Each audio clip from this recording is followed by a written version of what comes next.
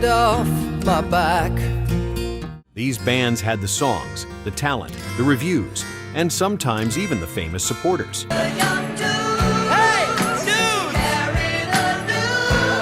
Labels called them the next big thing. Critics compared them to legends.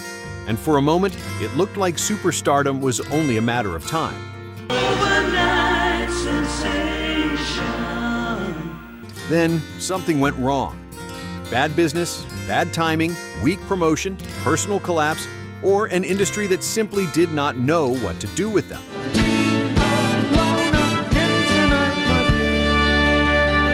These are 15 bands that were supposed to become superstars, but somehow ended up forgotten. And one band's story became one of rock's darkest tragedies. Number 15, Badfinger. Badfinger looked impossible to miss. They were signed to Apple Records, the label created by the Beatles. Paul McCartney wrote, "Come and Get It." Here it is, calling Daddy. George Harrison produced them.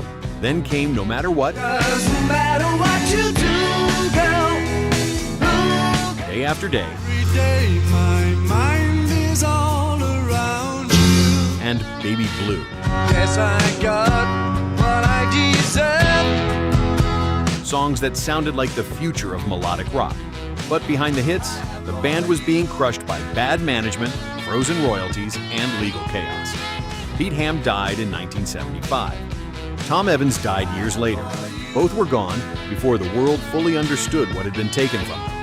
And from a band destroyed by the business, we moved to a group critics loved, even though most listeners never found the records. Number 14, Big Star. Big Star had one of the cruelest names in rock history because they were never big when it mattered. In Memphis, Alex Chilton, Chris Bell, Andy Hummel, and Jody Stevens made songs full of chiming guitars, wounded harmonies, and perfect pop instincts. Their debut, #1 record, came out in 1972, and critics loved it. But distribution collapsed, and many fans could not even buy the album. Songs like 13, The Ballad of El Gudo, You tell your dad, get off my back.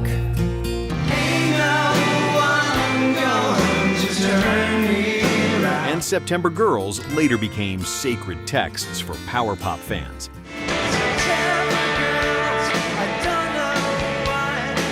And from Memphis pop perfection that barely reached the shelves, we moved to a Los Angeles band whose masterpiece became legendary too late. Number 13, Love. In the late 60s, Love should have been one of the defining bands of Los Angeles. Led by Arthur Lee, they had the mystery, the songs, and the sound of California right as the dream was turning strange. Their album, Forever Changes, is now treated like a masterpiece, but it never made them superstars. Songs like Alone Again or A House Is Not a Motel.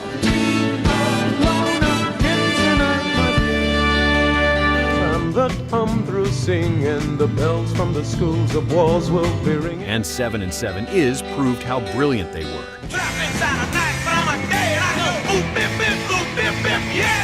But Love rarely toured enough to break wider, and their music was hard to package. They became a secret passed between serious music fans. If these stories are already making you hear these songs differently, hit the like button. It helps Retro Rewind bring more music history back to life. Number 12, Mott the Hoople. By early 1972, Mott the Hoople were almost finished. They had albums, a loyal live following, and almost no commercial breakthrough. Then David Bowie stepped in and gave them all the young dudes.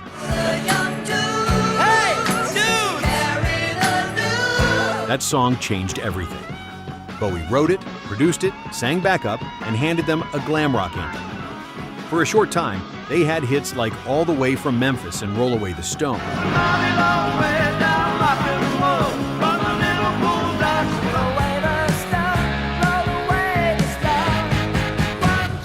But the band cracked fast. By late 1974, Ian Hunter was exhausted, members were leaving, and the magic was fading. And from glam rock's great near miss, we moved to a band that helped invent power pop, then watched the world misunderstand them. Number 11, the Raspberries. The Raspberries sounded built for perfect pop. In Cleveland, Eric Carmen wanted tight harmonies, crunchy guitars, and melodies that hit fast. Their breakthrough, Go All the Way, reached the top 5 in the United States.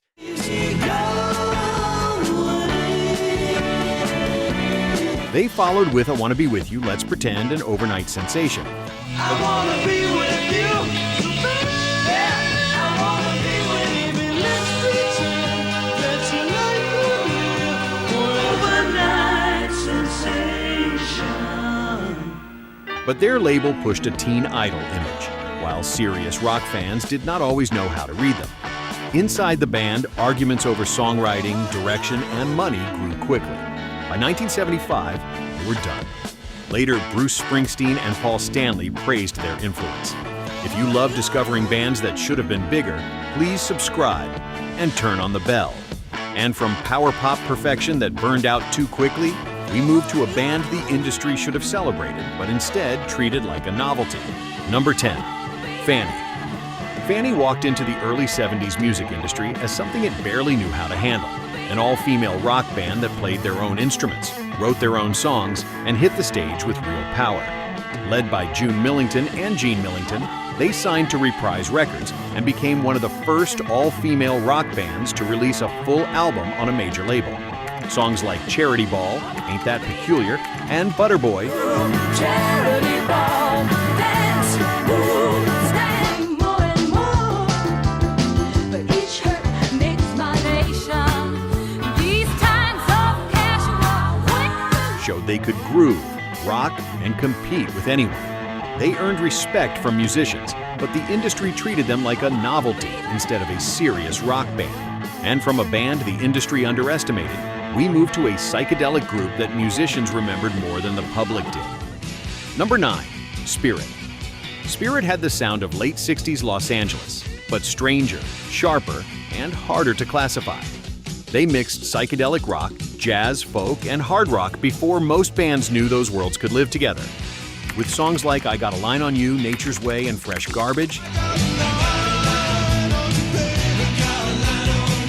She's a way of telling you something's wrong. they had the musicianship and imagination to become much bigger. But they were too unusual for easy radio packaging, and the mainstream never fully caught up. Serious musicians remembered them. Record collectors remembered them. But for many casual listeners, Spirit became one of those bands hiding in plain sight. Yes or no, do you think a band can be too ahead of its time to become famous when it actually matters? Drop your answer in the comments. Next, we move to a group that had one of rock's greatest voices and still somehow missed superstardom. Number 8, Humble Pie. Humble Pie should have been enormous. They had Steve Marriott, one of the fiercest voices in British rock, and a young Peter Frampton on guitar. Their early lineup looked like a supergroup before the word even fully fit. They hit early with Natural Born Boogie, then built a reputation as a powerful live act in America. But label trouble, shifting direction, and lineup changes kept knocking them off course. Frampton eventually left and became a superstar on his own. Marriott remained admired by musicians, but Humble Pie never became the arena giant they seemed destined to be. And from a band with a legendary voice, we moved to another British group that had the anthem, the singer, and the guitar hero, but burned out too soon. Number 7, Free. Free had everything a 70s rock band needed. Paul Rodgers had a voice built for arenas, Paul Kossoff played guitar with raw emotion, and All Right Now became one of the most recognizable rock anthems of the decade. She stood in the street, smiled. But behind that huge song, the band was fragile. They were young, under pressure, and struggling with internal tension. Kossoff's health and addiction problems made things even harder. By the time Free broke apart, Rodgers would move on to Bad Company, while Kossoff's story turned tragic. The band had the sound of giants, but not enough time to become them. And from a band that burned out too soon, we moved to one of hard rock's most influential groups that never became a household name. Number 6, UFO. UFO were one of those bands other bands studied. With Michael Schenker on guitar and Phil Mogg on vocals, they helped shape the sound that later hard rock and heavy metal acts would run with. Songs like Dr. Doctor, Rock Bottom, Lights Out, and Too Hot to Handle gave them power, melody, and a dangerous live reputation. She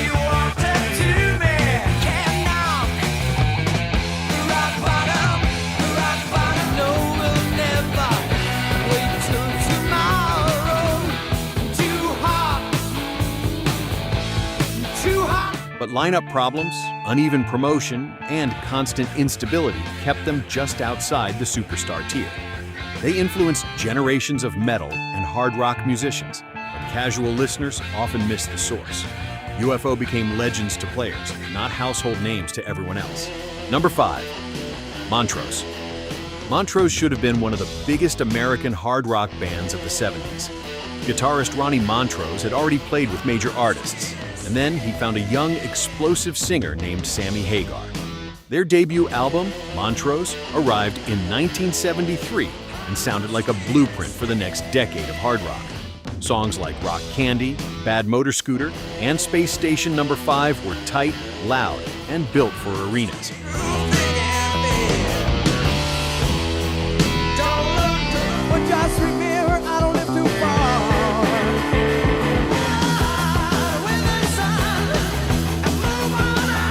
But tension hit fast. Hagar left after the second album, and the original magic disappeared. Later, Hagar became a superstar with Van Halen, while Montrose became the band musicians kept pointing back to. And from a hard rock blueprint that never became a household name, we moved to a band whose songs became more famous through other people. Number 4. Argent. Argent had the kind of musical DNA that should have made them unavoidable. The band was formed by Rod Argent after the Zombies, and they mixed progressive rock, pop hooks, and serious musicianship into something radio could have used more of. Their biggest hit, Hold Your Head Up, became a 70s classic. Let it get you down, you can take it. But their strangest legacy came from God Gave Rock and Roll to You, a song many later listeners connected more with Kiss than with Argent. That is the story in miniature. They had the songs, the skill, and the history, but somehow the spotlight kept landing somewhere else. And from a band whose anthem outgrew their name, we moved to the British hitmakers America somehow missed. Number 3. The Move. Before Electric Light Orchestra became a massive name, there was The Move. In Britain, they were bold, strange, and successful, with songs like Flowers in the Rain, Fire Brigade, Blackberry Way, and I Can Hear the Grass Grow. Just sitting, watching flowers in the rain. Feel the power of the rain. Me in school. If I put my hand upon Blackberry Way, I can hear the grass grow. I can hear. They had wild stage energy, sharp songwriting, and a lineup that included Roy Wood, Bev Bevan, and later Jeff Lynne.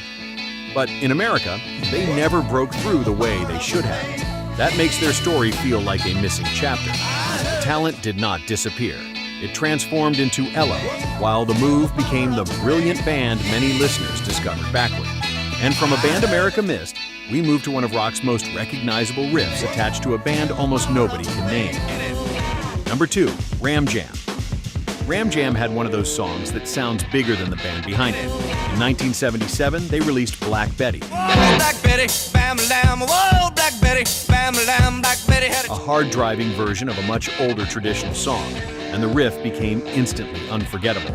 The song hit radio, sports arenas, movie trailers, and classic rock playlists for decades. But Ram Jam never found a second moment that came close. Their debut album arrived with the single, the follow-up failed to match it, and the band disappeared almost as quickly as they arrived.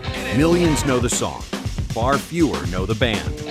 That gap is exactly why they belong near the top. And number 1 belongs to a band that was never truly forgotten by critics, but somehow never became the American superstars they should have been. Number 1, Roxy Music. Roxy Music were too stylish, too strange, and too far ahead of the curve for the American mainstream to fully understand. Formed by Brian Ferry with early sonic chaos from Brian Eno, they mixed glam, art rock, fashion, romance, and futurism into something nobody else sounded like. In Britain, they were major. Albums like For Your Pleasure, Siren, and Avalon helped shape art rock,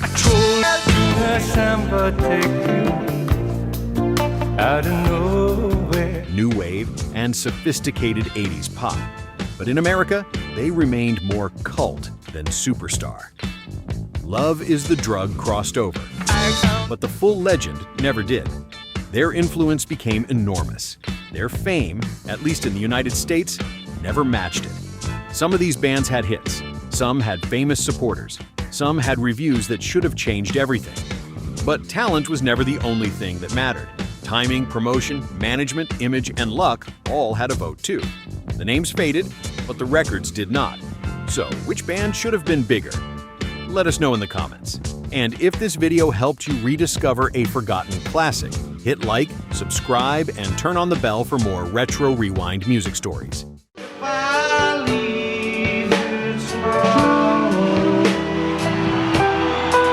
When you're on the street, you got to